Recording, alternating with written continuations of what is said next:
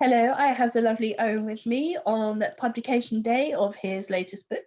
Hello, Eoghan, would you like to introduce yourself and tell us a little bit about yourself? Well, I thought I was introducing you. You're after getting a degree, for God's sake. I thought I was here to introduce you and ask you all these questions. Apparently I'm infamous now. Apparently I need no introduction, so so I've heard. Well, congratulations. Congratulations on your forensic degree. That was very well done. Great achievement to you. Yes, I'm Eoghan. I'm born and reared in Ireland, in the Midlands. I've travelled a lot over the years, but I still have a home here and one in Dublin. I work between Dublin and Roscommon. In college, I studied computers, and then I went into sales and marketing, and that's really what my job is, sales and marketing. But I've always been reading. Growing up, my house was full of books. My father was a reader, and he loved true crime and westerns. And crime, really, but true crime and westerns was his thing. And I remember one of the first crime books I ever read was Agatha Christie's The Body in the Library. But my father's uncle was a teacher, and he used to come into our house every evening, and he was teaching me words like when I was 3 and 4 years of age. I wanted to be out on the farm. I came from a farmer background, and he used to hold my hand and he'd be teaching me words. And he introduced me to Jane Austen and Mark Twain and Tom Sawyer, Huckleberry Finn, all that stuff very, very early. And any words that I wouldn't know, he'd get me to write it down. And he taught me very early different there and THEIO, THEORE, TWO, TO, all those words and how to put them into the right context. So by the time I was 9 or 10, I was reading adult novels. And I was writing, he used to get me to write short stories as well. If there was words or sentences I didn't really understand, he'd ask me to put them into, make a story out of it. So between my father's the house full of books, and my father's uncle, who was teaching me, I just, there was no way I could leave writing behind me. So from 9 or 10, I was writing short stories and have always written short stories. But as I got older then, I thought about writing novels, tried for a while, never really got involved in it, done some courses. I started writing a book in 2012, set in America, a crime novel about a serial killer. And I had my title, Hiding in Plain Sight. I had my characters, I had my location in America between North and South Dakota. And I wrote the novel, but it felt okay, but it didn't feel right because I didn't know enough about the area. So I transferred the whole thing to a fictitious place called Gainestown, Gainstown. In America, it was called Gainesville, and then I changed it to Gainestown, and it was set between Manchester and York, that area up there. So it became a bit clearer because I know that area a bit better, but it still wasn't right. And then on my third attempt, I brought the whole thing back to Ireland and set it in Gainstown, because there is already a Gainstown in just about 40 miles from here, where I live. So on my third or fourth attempt to write a novel, I actually got the setting right. I had the characters from day one, and I knew them now intimately because I had brought them from America to England to Ireland, and now the setting was right. Set in January in the middle of a snowstorm, serial killer that nobody would ever think was actually a serial killer, because he was a person who was well respected within the community. And there he was going about his nefarious deeds. And I only ever had intended to, I was writing short stories as well. I was with, I went on Curtis Brown's edit and picture novel for a while. I think that was 8 or 10 weeks back in 2017, 16, 17. That's where I met Jane and Diane Wilkinson, Jane Badrock Love even. that woman. Yeah, she's amazing. Eleanor Clapper. It's a small world how these people keep coming around. They just won't leave me alone, for God's sake. Will you have a word with them and tell them to get away? Well, whatever you've got, I'm hooked as well. So you've just got another one to the entourage, I'm afraid. Sorry about that. I'll tell you, what it is my accent. Nobody has a bloody clue what I'm talking about. So they just have to get closer and closer. What is he saying? You're dead right. So yeah, I kept writing short stories, and a few of them won. I got shortlisted for the Bridport. I got shortlisted for a big one here in the Stole in Ireland, a short story competition. And I kept writing my novel as well. And in 2018, I was dithering around on it, to be honest, with my first novel. I wasn't sure. I was like changing words, and I wasn't sure whether I wanted to self-publish or go down the traditional route. And I was sending out submissions, and there was nothing happening. And it was like a circle that I spent about 2 years, to be honest, just on that treadmill, wondering what should I do.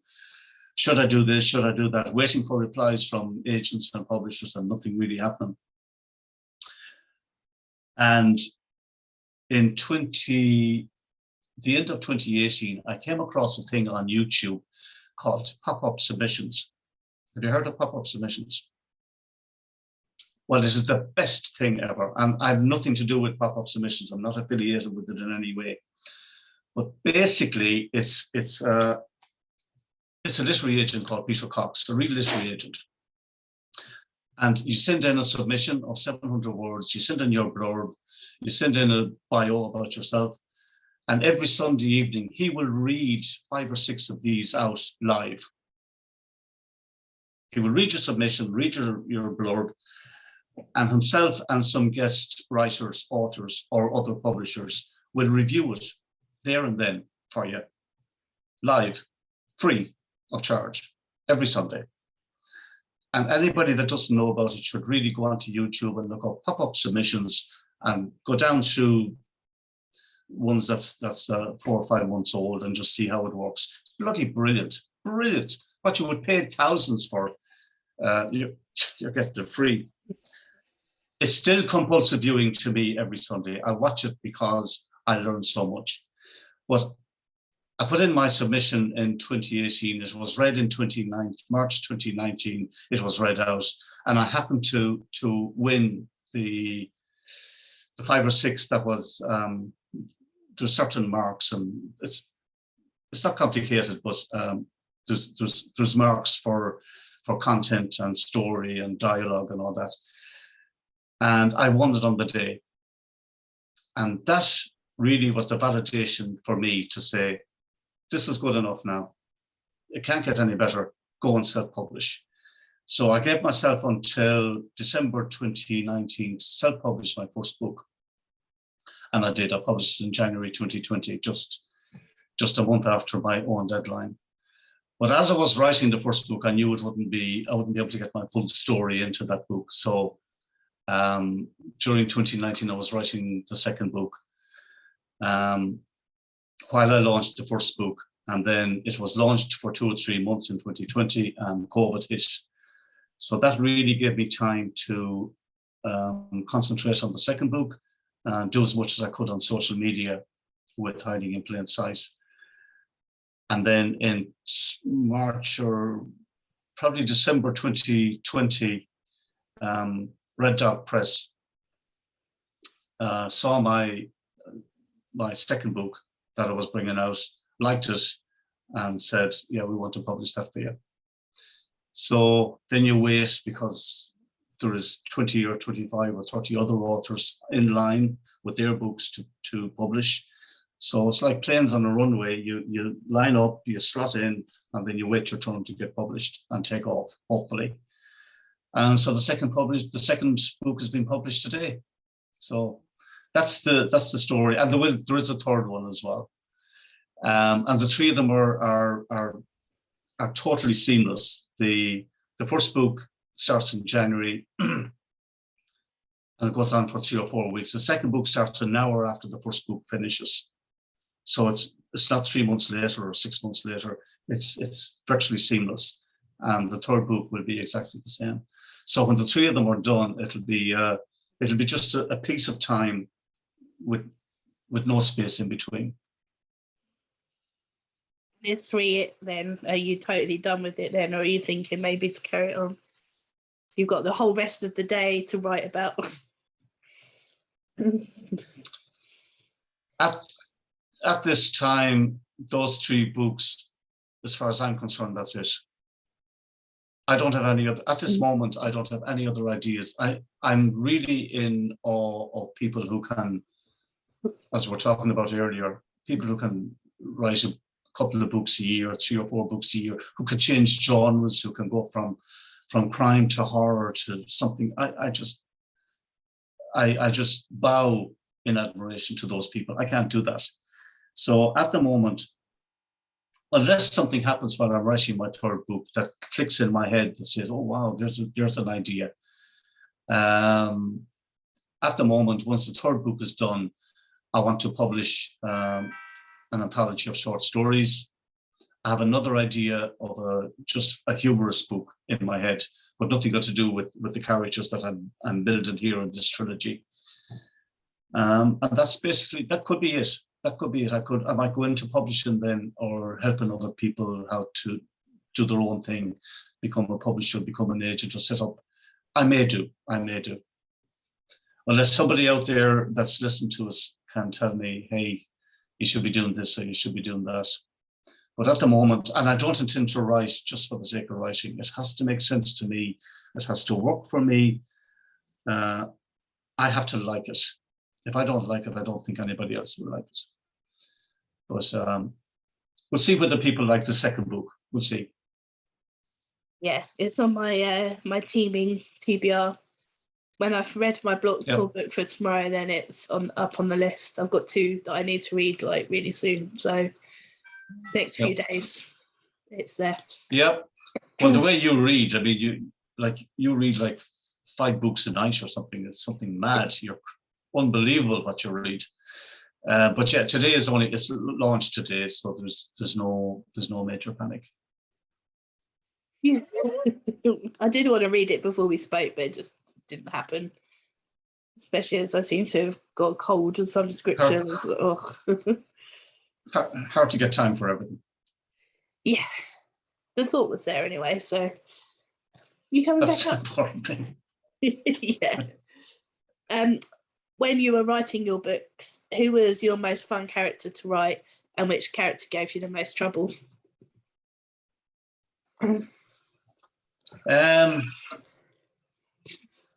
Probably the serial killer gave me the most trouble because I don't know. He's the most interesting character to write. I like writing baddies. Baddies are far more interesting to write than good guys. So you can get deeper into the bad guy. The most fun character is a guy called Ferdia Hardyman, who's he's 6'4", 6'5". He's 48 years of age. He's a sales manager, next rugby player, amateur boxer, complete extrovert, life and soul of the party.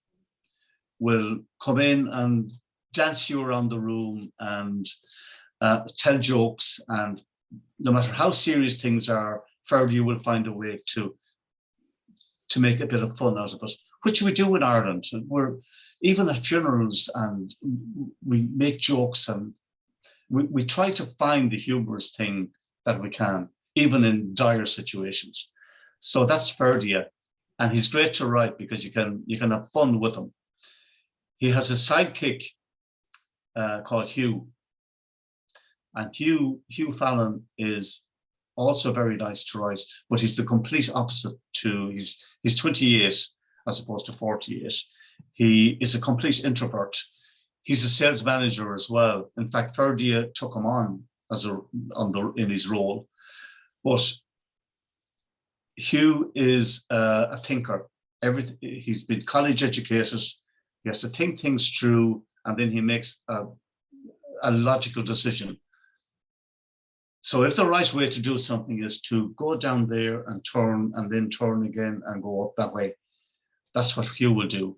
Whereas Ferdia would just go straight through and bulldoze through everything to get what he does. So I don't have any cops in my book, and that's deliberate. I want ordinary people literally doing ordinary things, getting into serious trouble, and trying to find and figure their own way out. They have no guns, they have no experience dealing with bad people, they have no handcuffs, they have no knowledge of how the bad things work in a small village. So Hugh and Ferdia is really like the bad cop, good cop, if it was a cop situation, except they're just two ordinary people working as a sales manager and his assistant. But Ferdia is great. And I have a narrator called Emily who has narrated the first book. She's already narrating the second book. And she was at the launch the other night, a Saturday night here in Ballinasloe, where we had a live launch, which is fantastic. Lovely to see people again and be able to talk to people face to face. I mean, it's just so good. There's nothing wrong with Zoom, but God, there's nothing like meeting people face to face and feeling books and signing books. It's fabulous. But she also said her favorite character to read is Ferdia.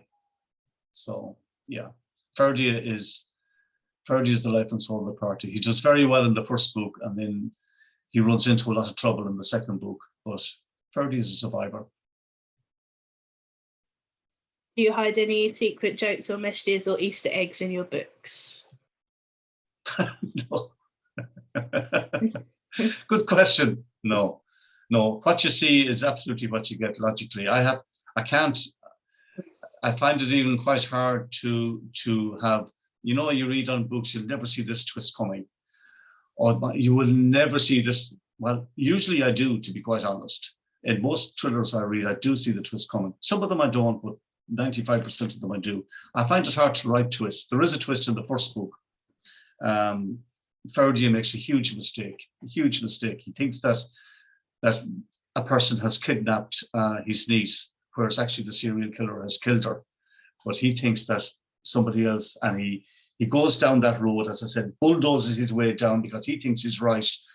And as a consequence, there's serious issues in book 2 because of his hot temper in book 1. So that's a bit of a twist. But yeah, I know the start of the book, of book 1, when I wrote it, Hiding in Plain Sight, and I knew the end. I knew the start. I knew exactly the line I was going to write for book 2, and I knew how it was going to end. I know how well. I have written a bit of book 3. It's about halfway there. I have the opening line done, but I know how it's going to end. The middle bit, the middle, it's only 80,000 words in the middle. I mean, it's nothing. That kind of goes as I go on. I have a friend, Noelle Holton, who I'm sure you know.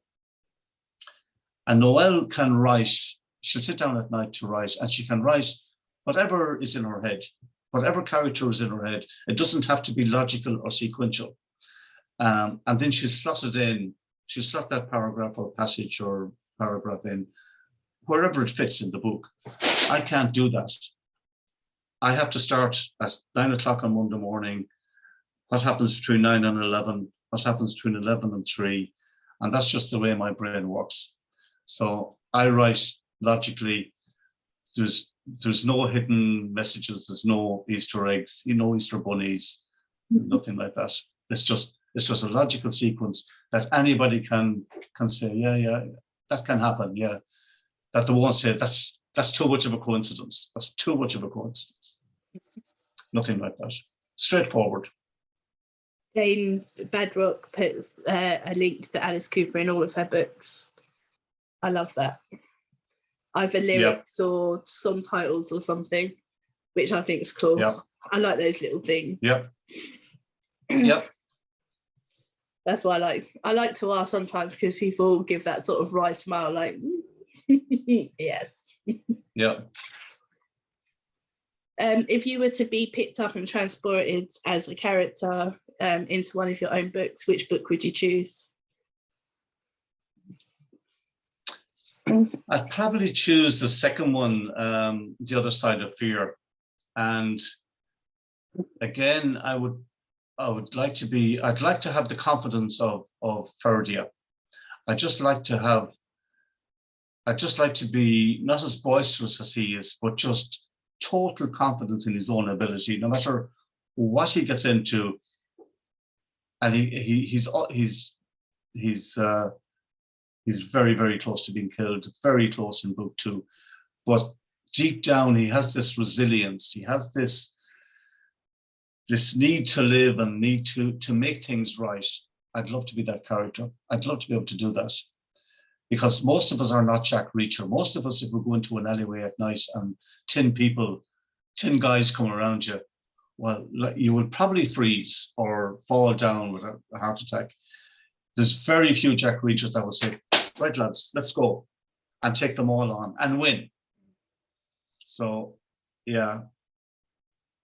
Jack, to me, is a great character. Read all his books. But sometimes I just feel that, there's actually too many guys there now. There's too many guys for him to beat. But that's what he does. Yeah. Yeah, I like all of his books as well. He follows me on Twitter. I have a little girly squeal every now and then. Yeah.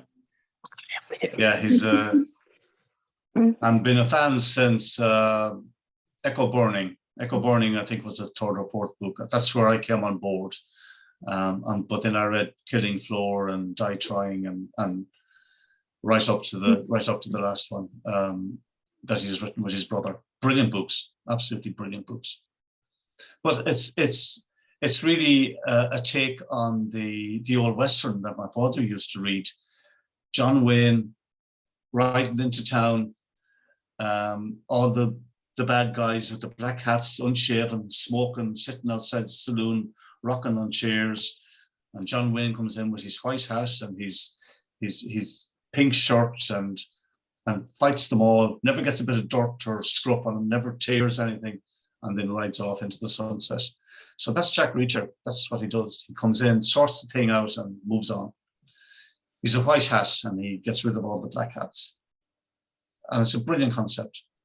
Brilliant concept. And you learn a bit of history then, because you're going into parts of America that the Rust Belt that you wouldn't normally know or normally see. So yeah, I love it. Love Jack Reacher. Yeah, agreed. What's the most interesting thing you found doing research for your books, or the biggest research hole you've fallen down? My biggest fall down was that I spent probably between 2017 and 2019 just dithering around. And I didn't use that time wisely. I was messing with my manuscript, and I'd done nothing with social media. I should, even if I was dithering with the manuscript, I didn't even have a Facebook page or a Twitter page until sometime late 2019. I decided, Jesus, I better do something on social media if I'm going to put out a book in 2020. Up to then, I had nothing. I had no interest really in social media. Probably a little bit egotistical, thinking, well, I'll put out my book and everybody will love it and it'll become a bestseller, and well, there you go. But 2017, 2018, 2019, I would tell my younger self now, if you're going to write a book, before you even say once upon a time, get on social media, start building your contacts, start building your groups, telling them this is what I'm going to do, this is what I'm planning, what do you think, where do I go for formatting, what do I do for book covers, what do proofreaders, blah, blah, and all the 1,001 things that you have to do. That was a huge mistake as far as I'm concerned. The best thing that ever happened to me was back in 2016, again, egotistical. I'd written my book, I had done a few courses, I was very happy with the book. A few people had read it and liked it, or said they liked it. But then in Dublin, I saw a course called the Second Draft. It was being done by the Irish Writers Centre, and the tutor was a lady called Mia Gallagher, who's a famous Irish writer. So, and it was a 6-week course, 1 or 2 nights a week over 6 weeks. So I said, look, I'll do the course. I don't need it because my work is perfect, but sure, look, I'll do it just to get a bit of validation that everything is right and I can go ahead. So I put in the book, and it didn't take me long to tell me that no, it's not right yet. And then I had my peers. There was 12 or 14 of us in the group, and they were spotting mistakes and spotting things that was wrong. So that was a huge eye opener for me. And instead of getting validation, I was told, you're about that far away, but you're that far done, but you have that much to go yet. I'm saying, right, okay. At that stage, you can say, sod this, I'm right, you're wrong, I'll self-publish, or you can take their advice on board and get it as right as you can, and that's what I did. So the best thing I ever did was going on that course. The worst thing I ever did was faffing about for 2 years and doing nothing on social media.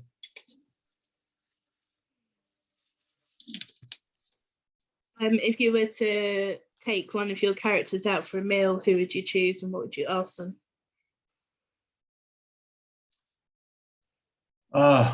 Good question.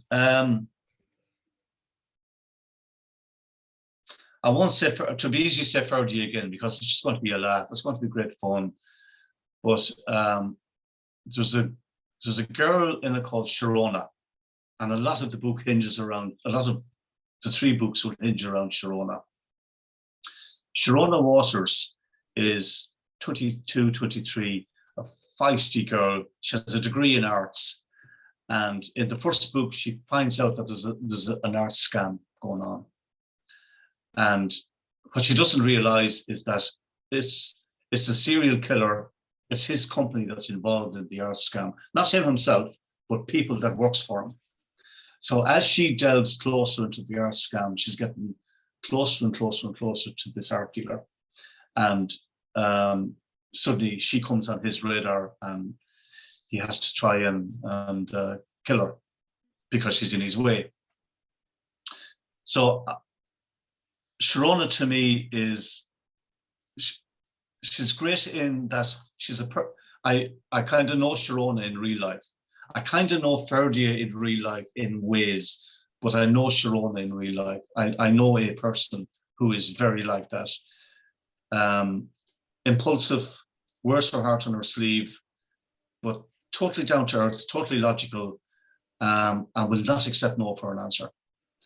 And if there is a bird caught in a bit of wire, or a hedgehog trying to cross the road, she'll stop her car and she'll let the hedgehog cross the road, or she'll tear herself on the wire to let the bird free. I like that. I like that about a person who wants nature and everybody to be happy and safe, but also kind of not mind putting herself into danger as well to make sure that everybody is okay. And that's Sharona. She wants to look after her friends. She wants to set up her own gallery, but she's very young and she has lots of time to do it. But because of what she has done in the first book, and helped to catch the serial killer, a radio station in Dublin or a television station has given her an opportunity to become an investigative reporter for them. And she jumps at it because she thought, this is bloody great. And the first thing she wants to do is take on a loan shark, a guy who has come from Dublin out into the country, given people who are on destitute people loans at huge interest rates, and she wants to expose him. But no more than the serial killer, what she doesn't know is that this loan shark is now involved with a Ukrainian gang. He's only like a front for this Ukrainian gang, and there's a huge money laundering, people trafficking gig going on behind all this, and she doesn't know that. So now she finds herself like in deep doo-doo with no way out. And she has no cop friends. She has Ferdy, she has Hugh, she has a boyfriend, Ronan, he's a programmer, he's a computer programmer. He knows nothing about fighting or guns or knives or drug trafficking or anything like that. So she has to work, they have to work with her, and she has to work with them to find out how the hell they're going to beat this international drug gang, money laundering, people trafficking group from Ukraine. And I think what people who have read the book and liked it is, it's very logical, and she's very logical, and it could happen to you, Donna. It could happen to anybody in any situation, because it could happen to anybody. I think that's what people like about it. Some books you read and you're saying, that's a bit too much coincidence there now for me. I'm not sure that would happen. With this book, or with both books, you could actually be involved. So to me, Sharona is a very interesting character. And it also brings me back to like 70s music with the Knack and My Sharona and all that. Oh, that is a tune. That was a tune in its day. I haven't heard it for ages. Oh my God. I've heard it like 3 times recently, and just, it's awesome. I love that song so much. Yeah. The guy that wrote it, Doug Ferrier, I think was his name.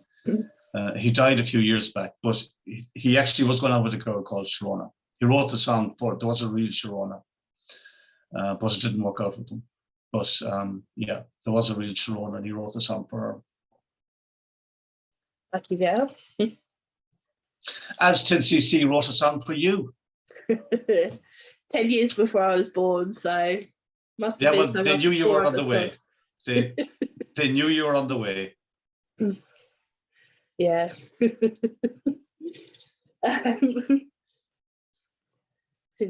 What was I just going to ask you? When you're editing, what's your most overused word or phrase? There, then, and, to. Yeah, it's amazing when you go in and copy and just put a word into how many times it can come up on a page. It's just scary, but that's okay. That's absolutely fine. It could be 2 or 3 turns before you get it right. I know my weak points. I know my areas where I totally overuse words.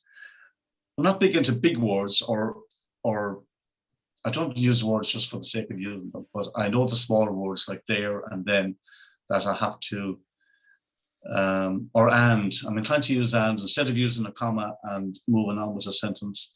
I could have 3 ands or 4 ands in a sentence. So then you have to break them up and do whatever you have to do. But yeah, I know my limitations, and I have many of them. I think you've kind of already answered this, but have you made lots of author friends since you started writing? Yeah. It's a great community, and we do all help each other. I've made a lot of friends, and that grows every day. And now that I'm with Red Dog Press, I mean, they have 35 authors, and I liked Red Dog because I knew Sharon Burden. I had read her first book, and I loved what they'd done, and her cover was amazing. And I just loved what Red Dog had done with the cover, and I liked Sharon as well, and her book was just amazing. And that really was the reason why I put my submission into Red Dog. But apart from that, I didn't know anybody else in Red Dog Press, and now like I'm friends with Rob Parker and Chris McDonald, and there's just 30 or 35 people there. So the longer you're in this business, the more and more people you meet. Even getting involved with the group that you were in, the Jukebox Cafe. I've met Phil Price, Jim Odie. I've met a ton of authors through that as well. And these are people you're friends for life with them. We're on the same path, we're on the same journey. Just maybe they're going down a horror route, but I'm neck and neck on a crime route. But we're all on the same path, and we should be all trying to help each other if we can. And they do, in fairness. They're all very, very good. But yeah, and every day it grows. And I'm sure there'll be people on here now that will make comments on this, and hopefully we'll connect with a few more. And it doesn't happen overnight, and you have to like their stuff and comment on their stuff back. But that's what we should be doing, helping each other. I interviewed Sharon quite early on, I think. And she was writing her second book. I don't think she'd finished it. Then I was lucky enough to meet her at Bloody Scotland last year. And I still use her as an example of chasing your dreams, because she's achieved both of hers, which she told me when I interviewed her. So, yeah, and she is lovely. Yeah. I love her to bits. She's awesome. And her and Noelle are just trouble. Yeah. Sins of the Father was an amazing book. It's the second book. I don't think the second book is out yet, is it? Yeah, it was out the end of last year, I think. Or early this year. Yeah. It's also on my TBR, but I must have it, but I haven't read it yet. But Sins of the Father, brilliant book. Brilliant book. Yeah, I will get round to reading it one day, maybe.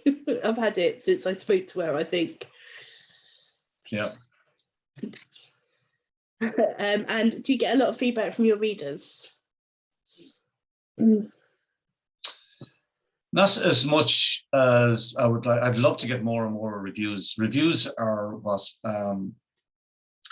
reviews and bloggers are what is the lifeblood of a writer. Reviews, I'd love to get more feedback from readers, but I'm as guilty as this as anybody. I read a book and I said, God, that was great. And then I put it back on my shelf. And I honestly find it hard enough to write reviews. So I don't expect other people to do the same for me. I do write reviews if I'm asked, but it's so easy to leave down the book and pick up another book and start reading. It takes a bit of effort to write a review. But as a writer, I know the importance of it. Because without a review, then it's not going to kick in the Amazon algorithm. And if that doesn't kick in after 60 or 70 reviews, then your book is not going to get up onto their, if you read this book, you like this book scenario. So you're going to be left in the doldrums. So reviews are, I'm hoping after the launch last weekend, and I'm hoping after the official launch this week on Twitter and Facebook, that more people will actually say, yeah, or if people comment, then somebody else will actually make a comment on it, or say, God, I must read that book and make a comment. The thing about reviews is it doesn't have to be pages and pages and paragraphs. It can be just say, great book, 4 stars, fantastic book, or I've read better, but it wasn't bad, 3 stars. It doesn't really matter. And in fact, the Amazon algorithm doesn't want everybody saying 5 stars, because it's saying, hey, if everybody gives you 5 stars, now there's a problem, because everybody has a different opinion of a book. So what you love, somebody else is going to hate. So 100 people or 200 people are not going to say 5 stars across the board. So it'll dock you for having too many 5 stars. But even just a small little thing like, yeah, great book, well written, 3 stars, 4 stars, 5, whatever stars you want to give it. That's enough. That really is enough. And it's so simple, but it means so much to a writer. And I know I'm going to have to, it's one of the things I'm going to have to do more of. Make sure that whatever I read, I'm involved in a book club now for the last 17 or 18 months, and whatever books we talk about, we review them and we put up the reviews. So I think that's important. If you're able to spend a day with any author, dead or alive, who would you like to spend a day with?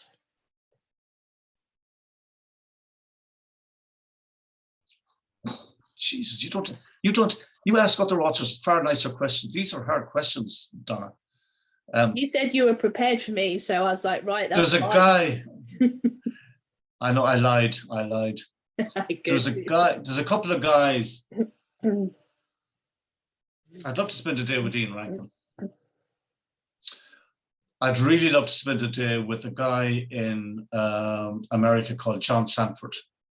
I've been following John Sanford for about 25 years now. He writes books with the word prey, P-R-E-Y in them. So you have Rules of Prey, Shadow Prey. Every book has prey written in the title. And his character is a guy called Lucas Davenport. He's a cop. But back in the, I don't know, late 70s, maybe early 80s, the first book was called Rules of Prey. And Lucas Davenport was a young cop, and he was out to catch this serial killer. And over the years, Lucas Davenport has grown up with me. He's probably 50 now, 55. He's married, he has kids. His wife, who's a surgeon, saved his life back in book 6 or 7, where some killer shot him in the throat, and the surgeon was passed and saved his life. And then they started going out together and they got married. So I love that whole idea of growing up with a character, and they grow up with me. As opposed to Jack Reacher, who I also love. But Jack Reacher is exactly the same now as he was 25, 26 books ago. So they're two brilliant characters, but that's the difference between Lucas Davenport and Jack Reacher. Lucas, he has got older, he has changed jobs, he's been sacked from the police force, he's big into politics, he's a multimillionaire, he's made money from computer programs. So he dresses in Gucci stuff going into the cop station, he drives a Porsche, he's totally not the cop that you would expect. Has a great life. He's not a down and out, divorced, alcoholic, only sees his kids every second weekend. That's not him. So I love that, Lucas. But the one guy I would really love to meet, you probably don't know the name, but he's a guy called Andrew Vax. He's from New York writer. Really dark noir. In real life, Andrew Vax, V-A-C-H-S-S is his surname. But in real life, he's a barrister. He was a director of a prison in upper state New York for years, and he had other jobs as well. But he's a barrister in real life. And he only deals with kids who have been abused. He is their savior. So he's sending pedophiles and people that abuse kids, he's sending them to jail and saving the kids. That's his job. But his character in his books is a guy called Burke. That's all you know about him, Burke. And Burke works on the dark side of New York. And any child that has been kidnapped, or anybody that comes to him to say there's a problem in that foster home, he will go in and he'll sort it out and he'll save the kids. That's Burke's name. That's his job. Now, to see his face, he has a patch over one eye, so he must have lost an eye at some stage. In real life, this is Andrew Vax, not Burke. He's a weird looking guy, but would be so interesting. So he puts the bad guys to jail. Now, his wife in real life, Sheila, I think is her name, Sheila Vax, is a psychologist. She's a sex psychologist, and she works in the prison services to try and make those bad guys who her husband has put in to make them better. That's her job. So imagine the conversation that goes on at their dinner table. He's putting them into jail, and she's doing her best to make them better and get them out. Just imagine being a fly on the wall. So I would love to meet Andrew Vax. I would really love and have just a conversation with him, because he has been through so much and seen so much. His writing is dark. his day job as a barrister is dark, but man, he must be some character to meet. So yeah, between Andrew Vax, John Sanford, and Ian Rankin, I'm happy. I'd love to meet Val McDermott as well. I may possibly have met Ian Rankin. I've seen Val McDermott. I can't say I've met her because she blanked me twice, but I've spoke to Ian Rankin. He's lovely. Also follows me on Twitter. Oh, well, he doesn't follow me. Well, maybe he will after this now. Yeah, he's just, you either got it or you haven't, Owen. Sorry to say. I know, I don't, but put in a word for me and maybe. Okay. Maybe he might. If you're able to travel to any period of time, either forwards or backwards, where would you go? But I'm happy where I am. The 80s was a great time. I love the 80s. I've no interest in going back to the 17th century or the 18th century. I think this is a great time to be alive. Like, all that has happened in the last 20 years with technology. 1997, 98, I was going around with a mobile phone like a cement block. I was still, as a rep at the time, as a sales manager at the time, I was trying to find phone booths to phone in orders and stuff on street corners. Television here in the Midlands, I think about 2 or 3 stations, probably black and white. Computers, yeah, I had a computer, but it was half the size of my office, and there was a big thing here on the side, and oh Jesus. So I'm very happy where we are grown up in the time of technology, where for hundreds of years people were in horses and carts, and then suddenly in the space of 20 years there was an explosion. It's been a brilliant time to be alive. And just look at books and publishing, what has happened with Amazon. Chances are, without Amazon in the last 10 or 15 years, I would not be where I am today, because publishers just wouldn't take you on. Whereas now you can self-publish and then get a publishing team because of what you've done through self-publishing. The opportunities have never been better for us. So yeah, it's a great question, but I love watching back on history and seeing what has happened, Donna, and trying to learn from it. But I have no interest in going back to sword fighting and people cutting off heads and jewels at dawn and stuff like that. No interest. The 70s were tough. The 80s was a great time. The 90s was brilliant. And then from 2000 onwards, it's been a rush. It's just been a rush. I want to go back to the 80s, but as an older teenager, so I actually get to experience the 80s instead of being a baby. Yep. And I missed it. That's my dream. I'd love to, for the music, Yep. for nothing else but for the music, to see the bands in their prime before they split up or before members died. That's what I'd love. Yeah, that's probably one of the reasons why I'd love to go back and see Bon Scott with AC/DC before he passed away. I'd love to have seen Rory Gallagher play live before he passed away. But yeah, absolutely, I agree with you. Totally agree with you. The what ifs, as we were talking about before we came on. If only we could go back and see them again. Yeah. Well, I was born in 83, so I had no chance. I've missed one of my favourite bands is The Jam, and they split up before I was even born. So yeah. Even if I went back to the 80s, I'd be pushing it. Although Paul Weller is still going, isn't he? And Bruce Foxton, even. We're from The Jam, which we've seen many times, and they're awesome. I've seen Paul Weller as well. It's wicked. Loved it. Yeah, great songwriter, great performer. Miserable sod. Is he? No, he's not. He's fine. When we went to see Allegedly. Yeah. When we went to see him in London, he was smoking. He had a packet, an ashtray and fags on the piano. Luckily, it was an outdoor venue, but honestly, yeah, made my mum laugh. Yeah. Who was your first celebrity crush?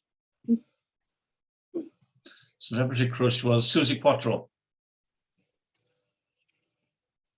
Devilgate Drive. And her with her leather jeans and bass guitar.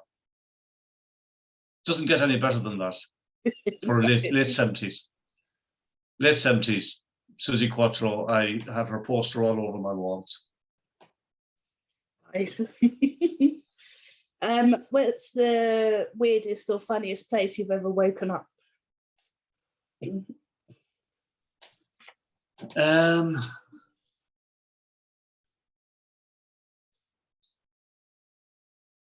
I'm not sure about that. I know I woke up at I think it was 91. I was in Donington at AC/DC, and I remember before they came out, the sun was setting. I was looking at the stage, the sun was setting, and in the distance, the sun was just going down. And all I could see in the distance was water bottles flying in the air. It was like a torrent of rain, but it was people firing water bottles. And I got hit. I got hit on the back of my head. Was a bottle or a shoe or something. I have no idea what it was. I was right up at the stage, and I was pulled out by a couple of security guys and brought over to the side. But I was gone. I was like gone out, and I woke up. AC/DC was on. They were on when I woke up. I could hear before I came through. I could hear Brian Johnson's voice, and I'm saying, "What the fuck is going on here?" And so I came to, and there was St. John's ambulance or somebody was around me, gave me a drink of water. Head was split. My head was split. So they wanted to take me away. I said, no way, there's no way. So they bandaged me up and put me back into the mosh pit again. So yeah, that was probably the scariest. I had no idea where I was when I woke up. I hadn't a clue. But I wasn't missing the concert. I'd driven from, or I got somewhere from Dublin up to Dublin. I got a boat from Dublin to Holyhead. I got a bus from Holyhead up to Donington, which was like an all-night thing. I hit Donington around 7 in the morning, and I was absolutely knackered. And AC/DC came on at 8 or 9 that night. There was no way in the world, no way that I was going to miss it. Now I've seen them many, many times since, but yeah, that was probably the weirdest place. I don't really go camping. I've never really gone camping as a kid. I like my hotel rooms. I like my comforts. So I never really woke up in a jungle or a sandy beach or in a strange hut. No, when I go to bed, I like to have my comforts. But Donington was a bit scary. It was a great gig. Yeah, I should hope it was after that. Yeah, great gig. If I was to ask those nearest and dearest to you what your most annoying habits are, what would they say? My bad habits.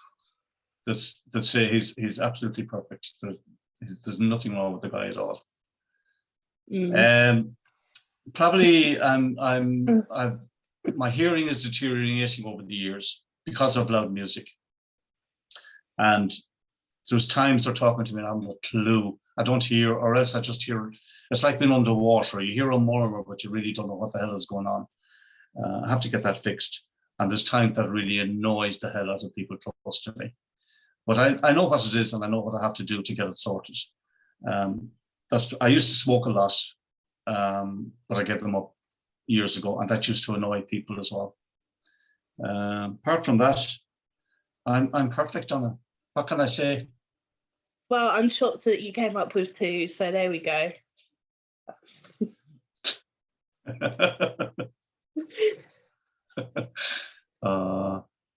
I know I'm such a creep, aren't I? It's not like I even want anything from you either.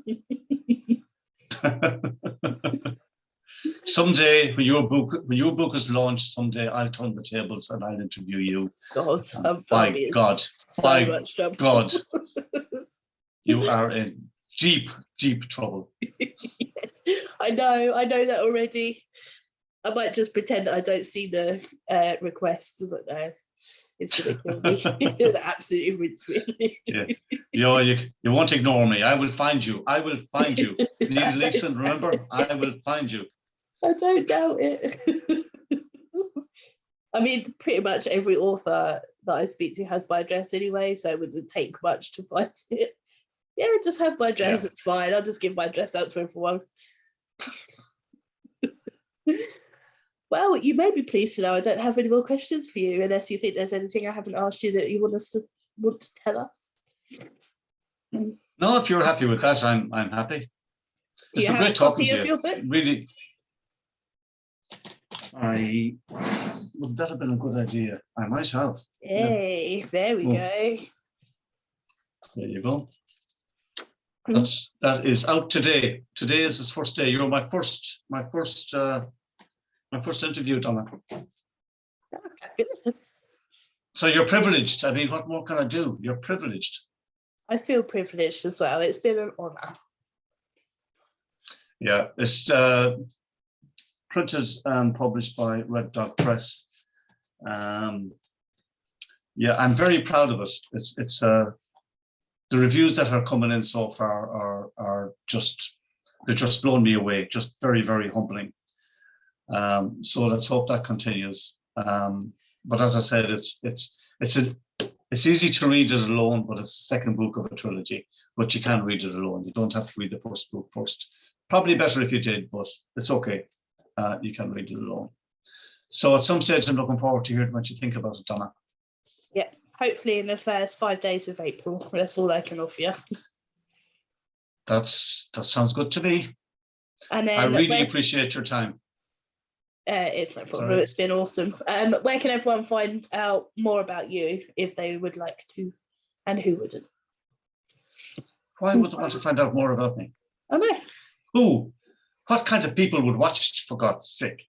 Well, apparently there are such weirdos out there.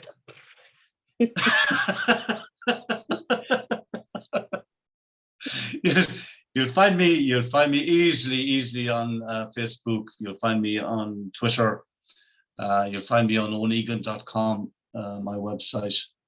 I'm easy got. I'm very, very easy to find. And I'd say over the next couple of weeks with Red Dog Press now, I should be all over the gaff, should be all over the shop. So yeah, I'm easy to find.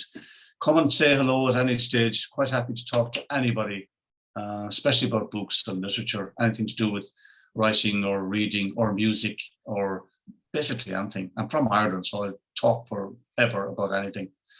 So we've been going nearly 2.5 hours now, so I can definitely. I know, it's weird. It's brilliant. Doesn't feel like it either, does it? Yeah, no, absolutely not. We started at like 10 to 4 or something, didn't we? It's now 6:15.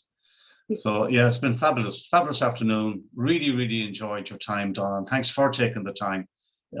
You're a busy lady. You didn't have to spend all that time with me, but I really do appreciate it. Great chatting to you. And as I said, if there's something I can do, just give me a shout.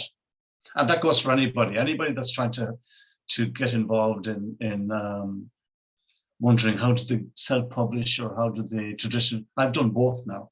I've self-published and got a traditional deal.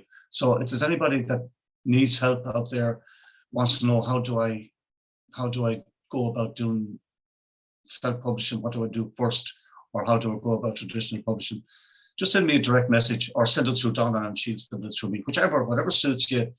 If I can help anybody, then that's what I'm here for. Happy to help anytime. Okay. Brilliant. Thank you very much. Thanks a million, Donna. God bless everybody. Take care.